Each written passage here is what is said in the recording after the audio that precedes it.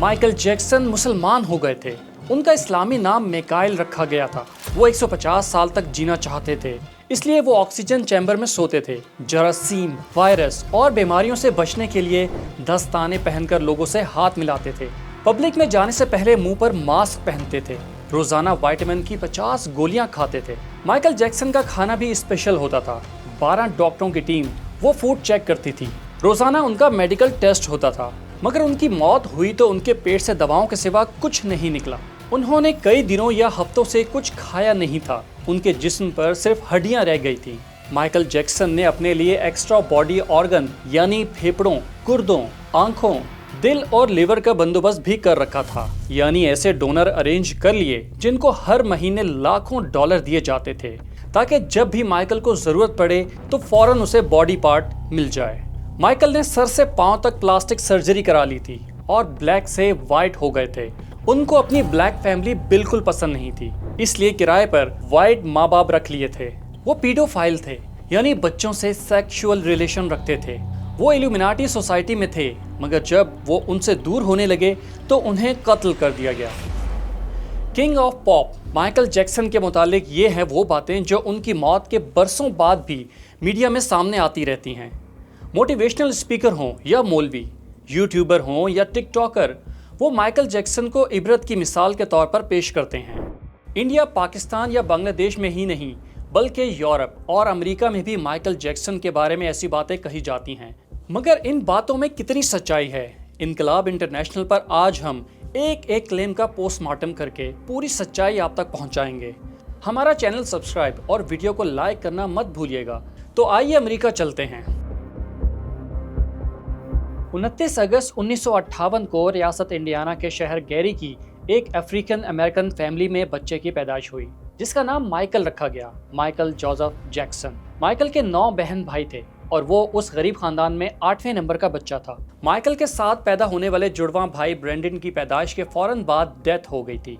Michael Jackson का बाप Joseph Walter Jackson boxer बनना चाहता था और म्यूजिशियन भी था। वो एक लोकल बैंड में गिटार बजाया करता था, मगर इतनी बड़ी फैमिली को चलाने के लिए उसे 3 नौकरियां भी करनी पड़ती थी।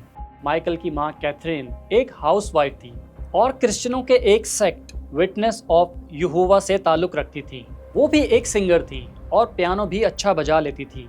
यानी हम कह सकते हैं कि माइकल जैक्सन की पूरी फैमिली म्यूजिक में इन्वॉल्व थी।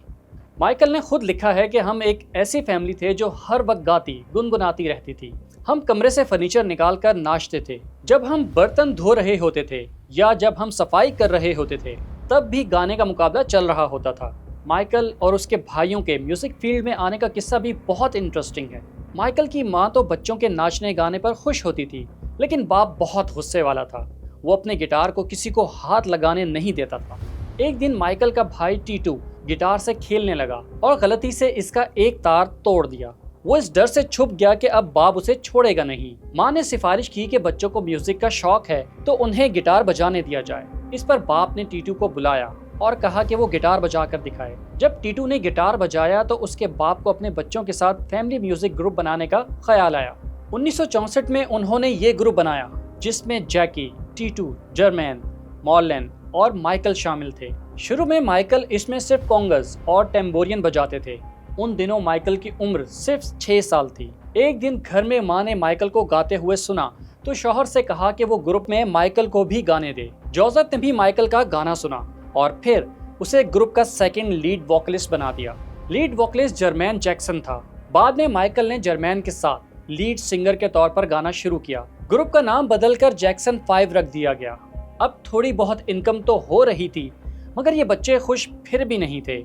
उसकी एक वजह तो ये थी कि उनकी फैमिली का ताल्लुक जिस क्रिश्चियन सेक्ट से था, वो सेक्ट ना क्रिसमस मनाता है, ना ईस्टर और ना कोई और त्यौहार। ऐसे दिनों में बच्चों को घरों में कैद रखा जाता था। बच्चों के खुश ना होने की दूसरी वजह बाप की मारपीट थी।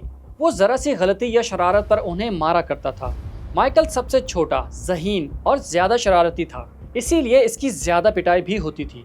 माइकल ने एक बार बताया कि उसका बाप इसकी नाक को मोटा कहकर बार बार उसका मजाक उड़ाता था और रिहर्सल के दौरान उस पर फिजिकल और इमोशनल टॉर्चर भी करता था। वो अक्सर हाथ में बेल्ट लेकर कुर्सी पर बैठ जाता और गलती पर बेल्ट से उनकी पिटाई होती उनको अपने बाप को डैड कहने की इजाज़त भी नहीं थी, बल्कि वो उसे जोसेफ ही पुकारते थे। माइकल ने एक बार टीवी इंटरव्यू में कहा था कि वो अपने बाप से इतना डरता था कि उसे देखकर ही कांपने लगता था।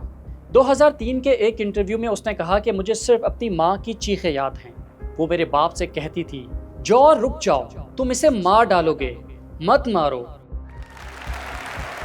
ग्रैमी अवार्ड के एक इवेंट में माइकल जैक्सन ने कहा था कि मुझसे मेरा बचपन छीन लिया गया। कोई क्रिसमस नहीं, कोई सालगिरह नहीं, ना बचपन की आम खुशियाँ, उनके बदले कड़ी मेहनत, स्ट्रगल और दर्द मिला। मैं अपनी ज़िंदगी का वो पार्ट दोबारा क्रिएट नहीं कर सकता, मगर मैं अपनी ज़िंदगी का कोई पार्ट बदलना भी नहीं चाहता। 1965 में इस जैक्सन 5 ने एक टैलेंट शो जीता। इसमें माइकल के डांस को सबने पसंद किया। माइकल के बचपन की कुछ और कड़वी यादें भी यहाँ सामने आती हैं। जब जैक्सन 5 ने 1966 से 1968 तक मिडवेस्ट का दौरा किया, वहाँ उन्होंने लोकल थिएटरों समेत डांस क्लबों में भी परफॉर्म किया। माइकल ने इसके बारे में लिखा कि मैं स्टेज पर पला बढ़ा, नाइट क्लबों में बड़ा हुआ। जब मैं 7-8 साल का था तो मैं नाइट क्लबों में था। मैंने देखा कि स्ट्रिपटीज लड़कियां अपने सब कपड़े उतारती हैं। मैंने वहाँ लड़ाई झगड़े होते देखे, मारपीट देखी, बड़ों को जानवरों की तरह बिहेव करते देखा। इस टूर के बाद जैक्सन 5 ग्रुप बहुत से स्टूडियोज की नज़रों में आ गया। माइकल ने उस वक्त तक अपने भाई को पीछे छोड़ दिया था और वो गाते हुए जो डांस करता था, इससे सबकी तवज्जो अपनी तरफ खींच लेता था। इसीलिए 1968 में एक म्यूजिक कंपनी मोटाउन रिकॉर्ड्स ने जैक्सन 5 के साथ एग्रीमेंट कर लिया। इस एग्रीमेंट के बाद बैंड ने 4 गाने बनाए, जिनमें से 2 बहुत जल्द मशहूर हो गए। उनमें आई वॉन्ट यू बैक और आई बी देयर शामिल थे। अब माइकल जैक्सन ग्रुप का सबसे बड़ा स्टार बन चुका था। मोटाउन रिकॉर्ड्स ने उससे एग्रीमेंट किया और 1972 में उसके साथ 4 सोलो एल्बम रिलीज किए। इसके पहले ही album go to be there ने धूम मचा दी और उसकी दुनिया भर में 50 लाख से ज्यादा कॉपियां फरोख्त हुई। अगले एल्बम बैन की भी 50 लाख कैसेटें सेल हुई। माइकल तब सिर्फ 14 साल के थे। 1979 में माइकल का 5वां solo album off the wall आया। इसकी भी 2 करोड़ कॉपियां फरोख्त हुई। इसके बाद आया छठा एल्बम थ्रिलर, जो म्यूजिक हिस्ट्री का सबसे कामयाब एल्बम साबित हुआ, क्योंकि दुनिया भर में उसकी 7 करोड़ कॉपियां सेल हुई, जो एक आलमी रिकॉर्ड है। इस एल्बम ने एक ही साल में 12 ग्रैमी नॉमिनेशन हासिल किए और 8 ग्रैमी अवार्ड जीत लिए। ये भी एक रिकॉर्ड था। 1979 में डांस प्रोग्राम के दौरान माइकल जैक्सन गिर गए और उनकी नाक टूट गई, जिस पर उन्हें 2 बार नाक की सर्जरी यानी राइनोप्लास्टी करानी पड़ी। इससे ये हुआ कि उनका चेहरा काफ़ी तब्दील हो गया और ये बात मशहूर हो गई कि उन्होंने पूरे चेहरे की प्लास्टिक सर्जरी कराई है। माइकल जैक्सन ने ABC न्यूज़ को 2002 में इंटरव्यू के दौरान इस बात से इनकार किया। माइकल की स्किन का कलर भी ब्लैक से वाइट कैसे हुआ, क्या ये भी सर्जरी थी? इस पर थोड़ा आगे चलकर बात करते हैं। 1983 में माइकल जैक्सन ने एक टीवी प्रोग्राम में पहली बार अपना मशहूर डांस मून वॉक पेश किया। इस डांस ने दुनिया भर में धूम मचा दी। कुछ लोग इस डांस को माइकल जैक्सन की इजाद समझते हैं, मगर ऐसा नहीं है। बिल बेली और जेफरी डैनियल ने इस डांस को बहुत पहले इस्तेमाल किया था। म्यूजिक इंडस्ट्री में माइकल की रॉयल्टी सबसे ज्यादा थी। एल्बम की हर कॉपी पर उनको $2 मिलते थे। उनकी शक्ल के गुड्डे मार्केट में बिकने लगे थे और उस वक्त उनकी कीमत $12 थी। हर कोई उनका फैन था, मगर उन कामयाबियों के साथ बदकिस्मती भी माइकल का पीछा कर रही थी। नवंबर 1983 में माइकल और उनके भाइयों ने पेप्सी के साथ $5 मिलियन का एड एग्रीमेंट किया। माइकल खुद पेप्सी नहीं पीते थे, इसलिए उन्होंने कहा था कि उनका चेहरा स्क्रीन पर कम से कम दिखाया जाए। इस एड वीडियो के एक सेट पर एक खतरनाक एक्सीडेंट हुआ ये कि एड के दौरान फायरवर्क से माइकल के बालों में आग लग गई।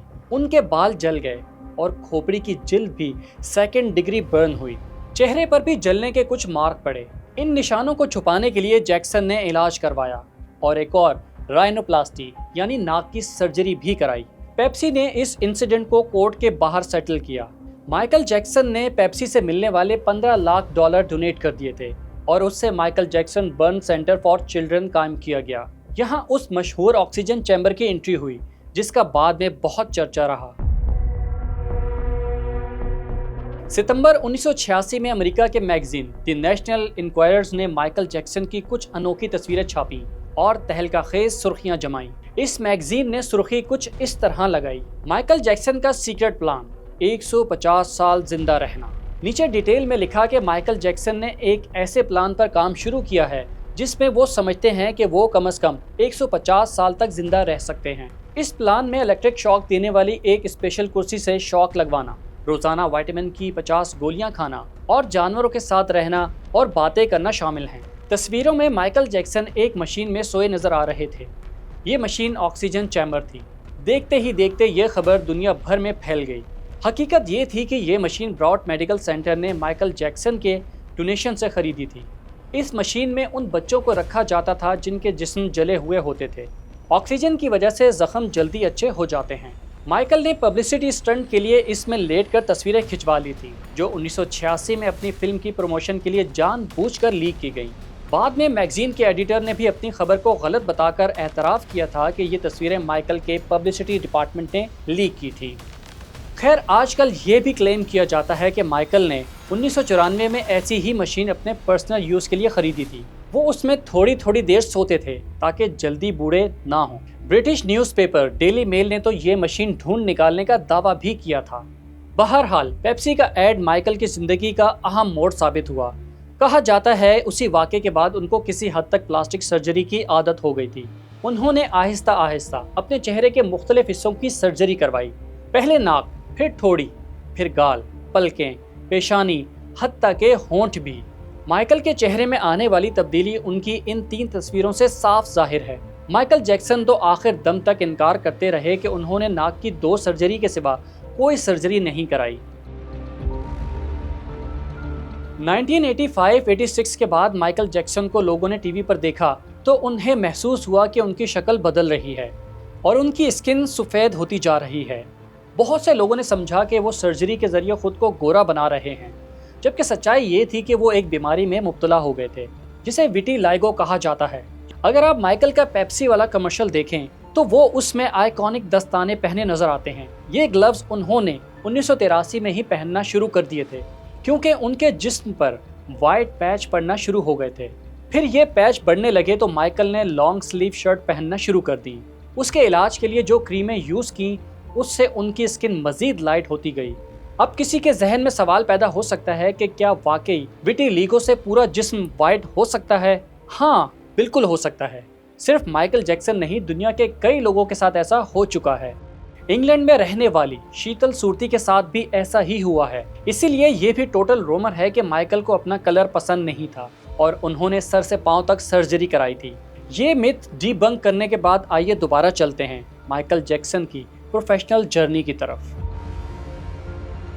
माइकल जैक्सन ने कैलिफोर्निया में अपने घर को एक अम्यूजमेंट पार्क में तब्दील कर दिया जिसका नाम उन्होंने नेवरलैंड रैंच रखा। 1991 में माइकल ने सोनी के साथ एक नया मुआहदा किया और अपना 8वां एल्बम डेंजरस जारी किया। उसके बाद इसी नाम से एक कॉन्सर्ट टूर भी किया और साथ ही एक चैरिटी ऑर्गेनाइजेशन भी कायम की जो दुनिया भर के गरीब बच्चों की मदद के लिए काम करती थी। इसी दौरान उन पर बच्चों के साथ गैर इखलाकी रवैये के इल्ज़ामात भी लगाए गए।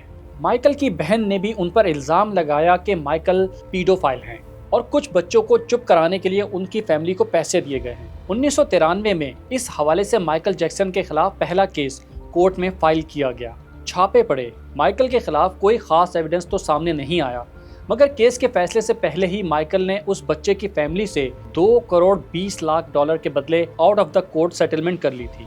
आप सोच रहे होंगे कि शायद इसका मतलब है कि वो कसूरवार था, लेकिन ज़रूरी नहीं कि ऐसा ही हो।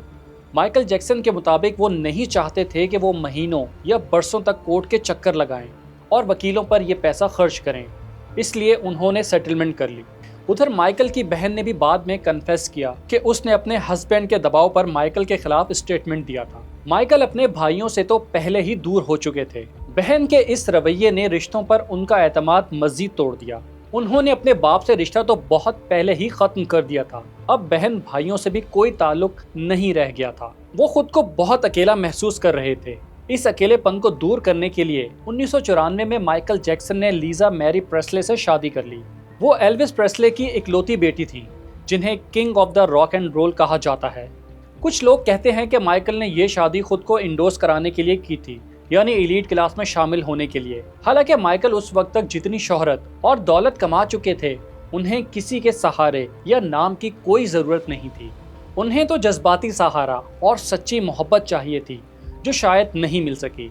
इसीलिए उनकी शादी ज्यादा टाइम नहीं चल सकी और 1996 में तलाक हो गई। इसी दौरान माइकल ने अपना नवा album history past present and future book 1 release किया। इस एल्बम की 2 करोड़ से ज्यादा कॉपियां फरोख्त हुई। 1996 में ही माइकल जैक्सन ने अपनी दोस्त डेबी रो से शादी कर ली। डेबी माइकल के डॉक्टर की नर्स थी। उस शादी से उनके 2 बच्चे हुए। बड़ा बेटा 1997 में पैदा हुआ, जिसे प्रिंस माइकल जैक्सन जूनियर का नाम दिया गया। अगले साल एक बेटी पैदा हुई, जिसका नाम प्रिंसेस माइकल कैथरीन जैक्सन रखा गया। इस बेटी की पैदाइश के बाद ये शादी भी खत्म हो गई और माइकल और डेबी रो अलग हो गए। 2001 में माइकल ने अपना एल्बम इनविंसिबल रिलीज किया। ये उनका 10वां और आखिरी स्टूडियो एल्बम था। अगले साल यानी 2002 में माइकल के तीसरे बच्चे की पैदाइश हुई, जिसका नाम रखा गया प्रिंस माइकल जैक्सन 2। ये वो बच्चा है जिसकी मां के बारे में आज तक वाज़े तौर पर कुछ पता नहीं चल सका। यही वो बच्चा है जिसे माइकल जैक्सन ने जर्मन कैपिटल बर्लिन के एक होटल की बालकनी से कुछ देर के लिए बाहर लटका दिया था और फिर फौरन अंदर ले आए थे। माइकल के इस एक्ट को बहुत से लोगों ने सख्त नापसंद किया था और कहा कि ये बच्चों के साथ गलत बिहेवियर है, स्पेशली उस वक्त जब 2003 में एक बरतानवी सहाफ़ी मार्टिन बशीर ने एक डॉक्यूमेंट्री बनाई, जिसमें एक सीन दिखाया गया कि माइकल एक बच्चे का हाथ पकड़े हुए हैं।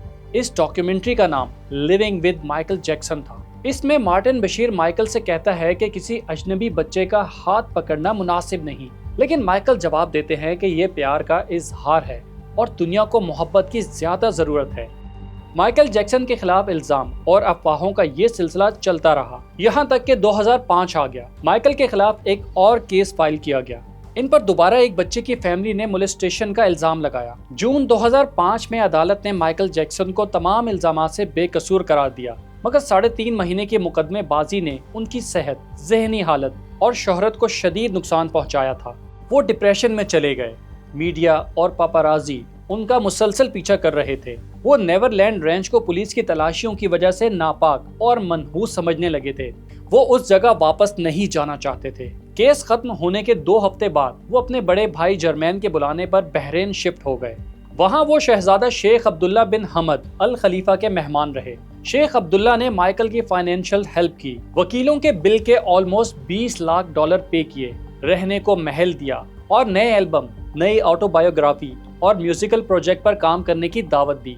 वो यहाँ 11 महीने रहे, मगर ये स्टे भी बहुत तहलका खेज और कंट्रोवर्शियल रहा। शेख हमद से उनका झगड़ा हुआ। ये दावा भी सामने आया कि माइकल मुसलमान हो गए हैं। माइकल जैक्सन के भाई जर्मैन जैक्सन 1989 में मिडिल ईस्ट के दौरे पर गए थे। वो वहाँ कुछ बच्चों से रिलीजन पर बातचीत करने के बाद इतने इम्प्रेस हुए कि इस्लाम कबूल कर लिया था। जर्मैन की बहरीन के बादशाहों से करीबी दोस्ती हो गई थी। उन्होंने 2005 में माइकल को बहरीन बुलाकर अब्दुल्ला बिन हमद अल खलीफा का मेहमान बनाया था। वहीं से उन्होंने लंदन में अपने अगले कॉन्सर्ट का ऐलान किया था। उसके बाद वो लंदन गए और बाकायदा प्रैक्टिस शुरू की थी। इसी दौरान शेख अब्दुल्ला बिन हमद ने उनके खिलाफ लंदन में केस फाइल कर दिया कि माइकल ने उनके साथ जो एग्रीमेंट साइन किया था उसे पूरा नहीं किया। इस कंट्रोवर्सी के चलते 2008 में इंग्लैंड के एक अखबार द सन ने एक खबर छापी। लिखा कि माइकल जैक्सन बहरीन में रहने के दौरान इस्लाम से मुतासिर हुए। वहाँ उन्होंने इस्लामी किताबें पढ़ी, वो इस्लामी लिबास पहनते थे और फिर जब वो अमेरिका गए तो लॉस एंजलिस में एक इमाम के सामने इस्लाम कबूल कर लिया। द सन की रिपोर्ट के मुताबिक इस इवेंट में बरतानिया के सिंगर यूसुफ इस्लाम भी शरीक थे, जो पहले कैट स्टीवंस कहलाते थे। बहरहाल इस इवेंट की ना कोई पिक्चर सामने आई, ना वीडियो, ना कभी माइकल जैक्सन ने इस क्लेम को एक्सेप्ट किया, ना यूसुफ इस्लाम ने। जर्मैन जैक्सन, जो अब्दुल अजीज भी कहलाते हैं, उनका कहना था कि माइकल इस्लाम के बहुत करीब आ चुके थे। वो अजान शौक से सुनते थे, इस्लामी किताबें भी पढ़ते थे। जर्मैन का क्लेम था कि दिल से माइकल मुसलमान थे। अगर वो जिंदा रहते तो शायद पब्लिकली भी इस्लाम कबूल कर लेते। बहरहाल ये क्लेम तो डिस्प्यूटेड ही रहेगा, लेकिन शेख अब्दुल्ला के साथ माइकल का dispute out of the court settle हो गया था। माइकल रिहर्सल के बाद जून 2009 में आराम के लिए दोबारा लॉस एंजलिस आए, मगर उन्हें शायद ये नहीं पता था कि ये उनका आखिरी सफर होगा। 25 जून 2009 को अचानक पूरी दुनिया एक सदमे में आ गई जब अमेरिकी मीडिया ने ये खबर सुनाई कि माइकल जैक्सन की डेथ हो गई है। Michael Jackson has died. बाद में मालूम हुआ कि उनकी मौत की वजह उनका निजी डॉक्टर कॉनराड मरे था। कहा जाता है कि उसने बेहोशी की दवा प्रोपोफोल गलत तरीके से दी, जिसकी वजह से माइकल की मौत वाक़ई हुई। इसे अनजाने में कत्ल के इल्जाम में सजा दी गई और 4 साल कैद की सजा सुनाई गई, मगर फिर उसे 2 साल बाद रिहा कर दिया गया। यहाँ ये बात क्लियर कर दें कि ये जो अफवाह फैलाई जाती है कि माइकल की कोई 12 डॉक्टरों की टीम थी जो रोज़ उनका मेडिकल चेकअप करती थी या उनकी डाइट रोज़ चेक करती थी, तो ऐसा कुछ नहीं था। माइकल का सिर्फ एक ही पर्सनल डॉक्टर कॉनराड मरे था जो हर वक्त उनके साथ होता था। माइकल पेन किलर तो उस वक्त से ले रहे थे जब 1984 में पेप्सी के कमर्शियल में उनकी खोपड़ी जली थी। फिर 1993 के केस, नाकाम शादियां, 2005 के केस और दूसरे मसलों की वजह से रूह पर जो घाव लग रहे थे उसने उनकी जिस्मानी तकलीफ भी बढ़ा दी थी। अब उन्हें रातों को नींद बिल्कुल नहीं आती थी। नींद की 2-3 अलग अलग गोलियां लेने के बाद भी फिर डॉक्टर ने उन्हें प्रोपोफोल लगाना शुरू कर दी थी। हालांकि ये सिर्फ सर्जरी के वक्त बेहोशी के लिए दी जाती है। फिर उसके बाद पेशेंट का ब्लड प्रेशर, ऑक्सीजन लेवल और पल्स वगैरह मशीनों से मॉनिटर करना पड़ता है। डॉक्टर कॉनराड मरे ने ऐसा कुछ नहीं किया था। जहां तक बात यह है कि वो हड्डियों का ढांचा बन गए थे या ये कि वो कई महीनों से खाना नहीं खा रहे थे, सिर्फ गोलियों पर जिंदा थे, तो ये बात भी गलत है। माइकल जैक्सन का कद 5 फीट 11 इंच और मौत के वक्त वजन 62 किलोग्राम था, जो नॉर्मल रेंज में है। उनकी पोस्टमार्टम रिपोर्ट के मुताबिक वो मुकम्मल हेल्दी थे।